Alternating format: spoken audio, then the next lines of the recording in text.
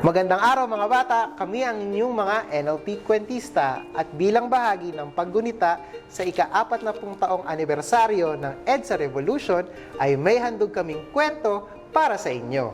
Ang pamagat ng aming kwento ay EDSA.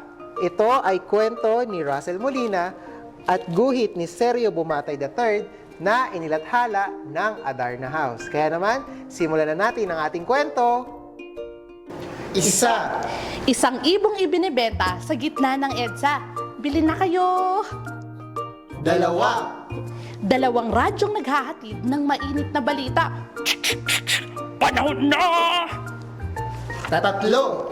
Tatlong dilaw na lasong nakayakap sa puno. Apat. Apat na estudyanteng umaawit ng buong puso. Ibong mang may layang lumipad, kulungin mo at umiiyak. Lima. Limang sundalong mabilis na sumusulong. Kaliwa, kanang kaliwa. Kaliwa, kanang kaliwa. Anim. Anim na tangking maingay na gumugulong.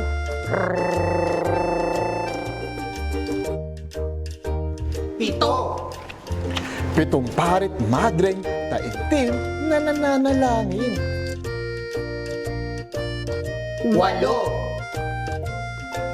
Walong bulaklak na sumasayaw sa hangin. Siyam. Siyam na truck na may dalang pagkain at tubig. Beep, beep, beep, beep, beep, beep, beep. 10. 10 pamilyang magkakapit-bisig. 11. 11 bandilang iwinawagayway. 12.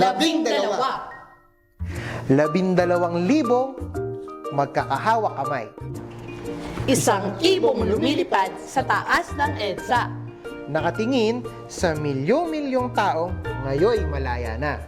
Handog ng Pilipino sa mundo, mapayapang paraang pagbabago. At dyan nagtatapos ang ating kwentong EDSA. Ito ay kwento ni Russell Molina at guhit ni Sergio Bumatay III na inilathala ng Adarna House. Mga bata, ating gunitain ang mga mahalagang tagpo sa ating kasaysayan. Muli, kami ang inyong mga NLP kwentista na nagsasabing mga bata, lagi kayong magdadasal at magbabasa ng libro.